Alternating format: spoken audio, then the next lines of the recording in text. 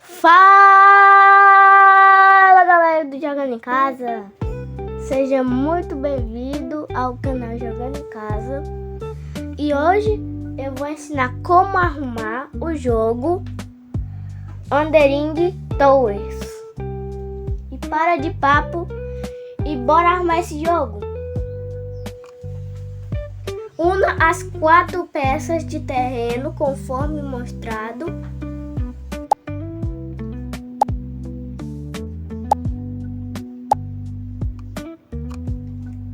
Coloque o castelo do corvo no espaço inicial.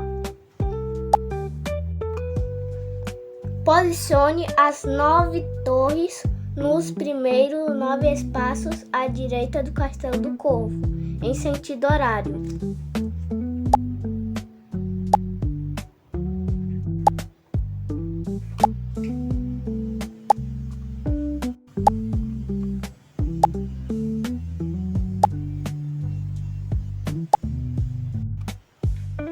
Dos 8 feitiços mágicos, escolha os feitiços.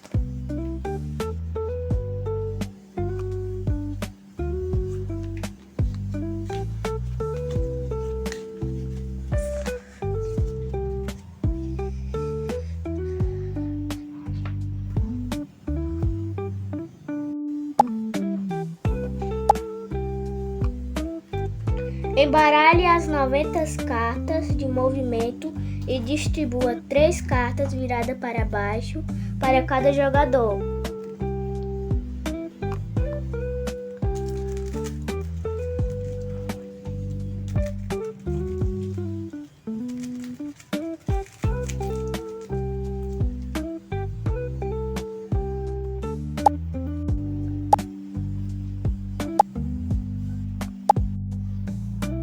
Coloque as cartas restantes como um monte de compra virado para baixo.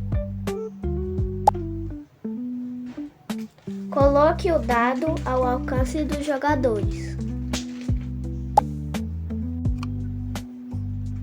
Escolha um jogador inicial. Esse jogador coloca o marcador de jogador inicial à sua frente. Cada jogador escolhe uma cor e pega seus magos e frascos de poções mágicas. Para 2 jogadores, é 5 magos e 6 frascos.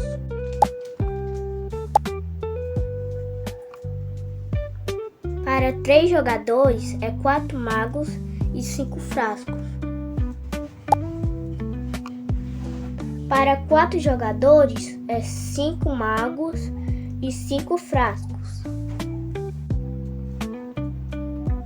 Para 5 jogadores, é 3 magos e 4 frascos.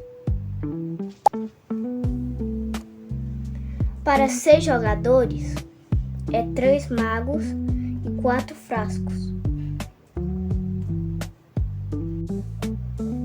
Para a preparação inicial, os jogadores colocam seus magos no topo das torres. Essa preparação foi feita para 4 jogadores. O jogador inicial coloca um de seus magos na primeira torre, à direita do castelo do corvo. Em seguida, o próximo jogador, em sentido horário, faz o mesmo. Ele também coloca um de seus magos nessa torre. Os jogadores continuam colocando o mago na mesma torre, até que o número máximo ou torre seja atingido.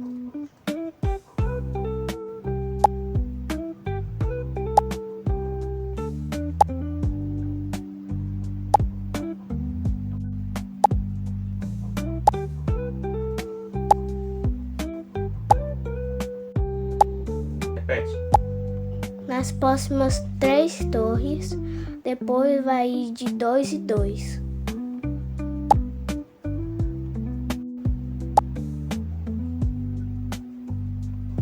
Nas últimas 2 e nas últimas 3 são um mago só. Agora está tudo pronto para a sua jogatina.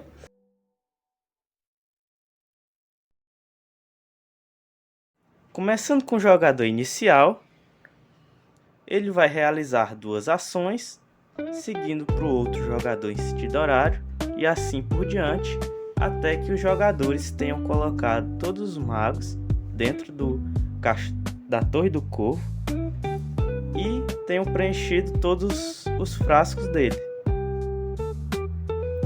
Em cada uma das ações, cada jogador vai basicamente jogar uma das suas cartas que tem na mão. Cada carta vai indicar um movimento do mago ou torre que será realizado. Em uma ação, um jogador vai jogar uma carta e realizar o movimento. As cartas tem 3 tipos de cartas. Tem as cartas de movimento dos bruxos, dos magos, das torres e dos magos. Também tem algumas que são só a torre. E algumas cartas terão o dado. Neste caso, o jogador verde poderá jogar esta carta e mover um dos seus magos revelados 3 espaços, seguindo sentido horário. Seguindo sentido horário. 1, 2, 3.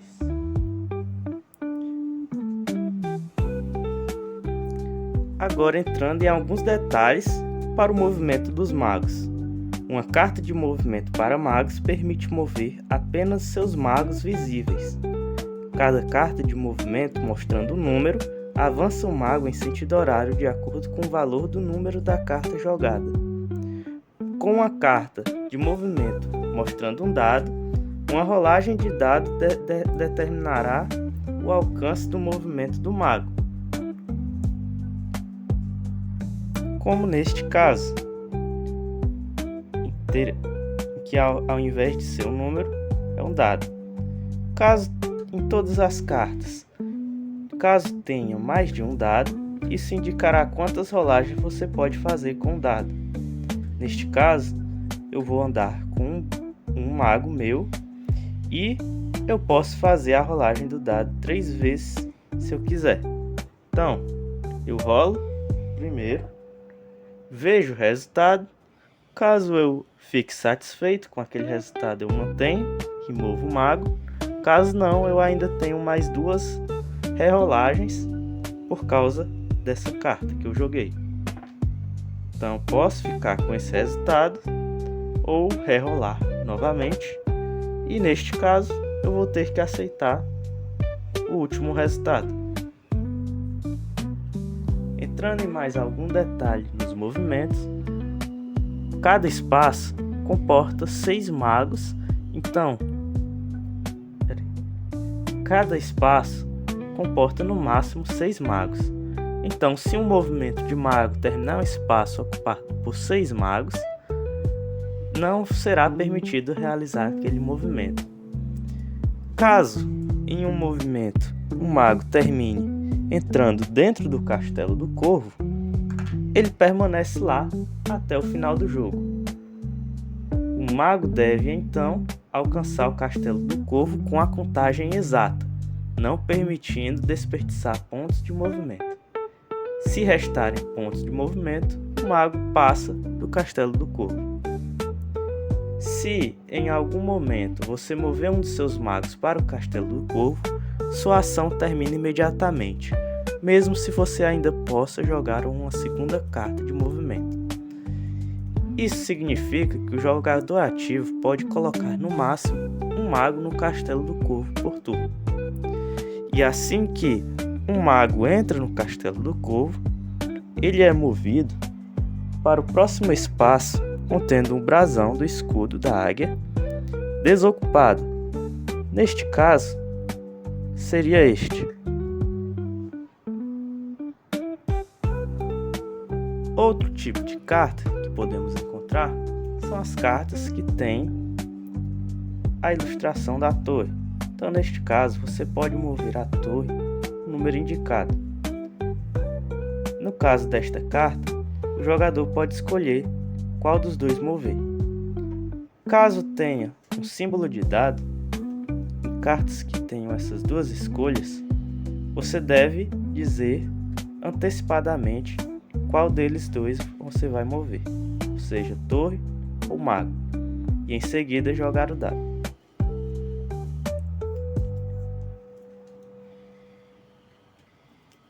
As torres são movidas da seguinte maneira. Então o jogador descarta uma carta com movimento de torre e move ela, o número indicado, neste caso 4, em sentido horário. Como podemos pegar como exemplo esta. Mover 1, 2, 3, 4.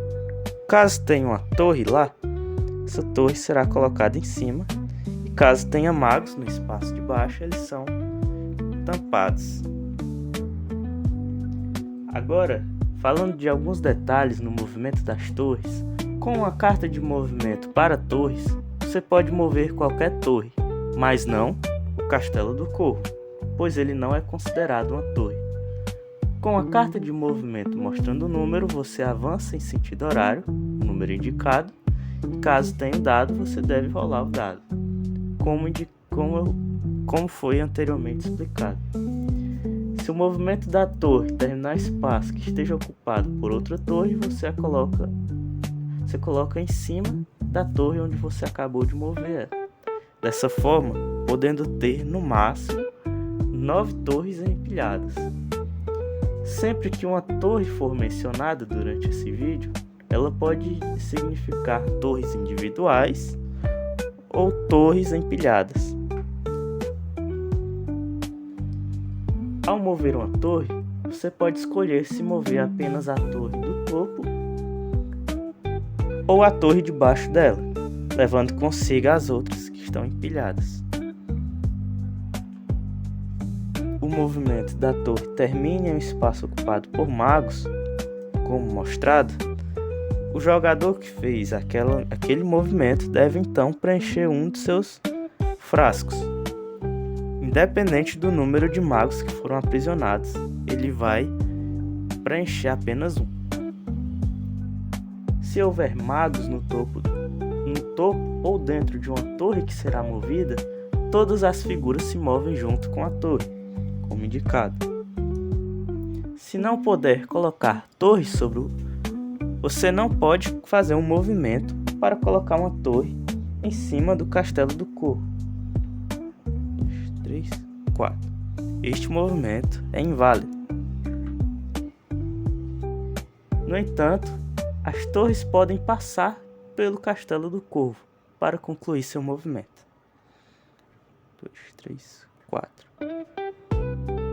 Se o Castelo do Corvo estiver sobre uma torre e esta torre for movida para frente, o Castelo do Corvo se move junto com ela. Então eu poderia fazer um movimento e mover esta torre de baixo. 1, 2, 3, 4. Ao realizar suas duas ações, o jogador compra cartas até completar as 3 cartas na mão. Entrando em alguns detalhes durante as ações, caso você faça uma ação e em sua segunda ação você não possa realizar nenhum movimento de torre ou de mago com nenhuma carta da sua mão, você pode descartá-la sem fazer o movimento. Caso você não possa realizar nenhuma ação, ou seja, você não pode jogar nenhuma das 2 cartas, pois você não pode mover torres ou magos, sendo que eles estão aprisionados ou as torres não podem ser movidas, então neste caso você pode descartar todas as 3 cartas da sua mão e comprar mais 3. Você faz isso toda vez que você não conseguir realizar nenhuma das 2 ações ou se você não quiser realizar nenhuma das duas ações. Durante o jogo, os jogadores poderão realizar duas ações gratuitas, que são os feitiços. Em um jogo, teremos 2 feitiços ao mesmo tempo. Cada feitiço faz um efeito diferente e mostra a quantidade de frascos preenchidos que o jogador tem que gastar para realizar seu efeito. Neste caso, o jogador verde pode gastar um frasco preenchido e realizar o feitiço de mover uma torre 2 espaços. Os frascos preenchidos ainda contam para o objetivo final do jogo. Então, nesse caso, o jogador verde ainda tem os 3 frascos preenchidos, restando apenas 2, e os magos entrarem no Castelo do Corvo para ele ganhar. Este outro feitiço permite o jogador mover um espaço em sentido anti-horário, nesse caso para trás, algum mago que esteja revelado, podendo ser dele ou de jogadores adversários. O jogador que conseguir preencher todos os frascos, colocar todos os magos dentro do Castelo do Corvo, dá início ao fim da partida. A rodada continua até o último jogador, para que cada jogador tenha jogado a mesma quantidade de turnos. No entanto, com a rodada atual, que ainda será completada, alguns jogadores podem conseguir atingir o objetivo do jogo. Nesse caso, o jogador que tiver mais frascos de poções mágicas preenchidos e não utilizados para feitiços mágicos será o vencedor. Se ainda houver empate, os jogadores envolvidos compartilham a vitória. Um detalhe importante é que, a qualquer momento, os jogadores podem tirar todos os magos de dentro do Castelo do Corvo e verificar a condição de vitória ou como está o andamento da partida. E é assim que se joga Wuthering Towers. Então, espero que vocês tenham gostado. Deixe o like, se inscreva no canal e compartilhe. Comentem se vocês querem alguma gameplay. E valeu! Espero que vocês tenham gostado do vídeo. E tchau!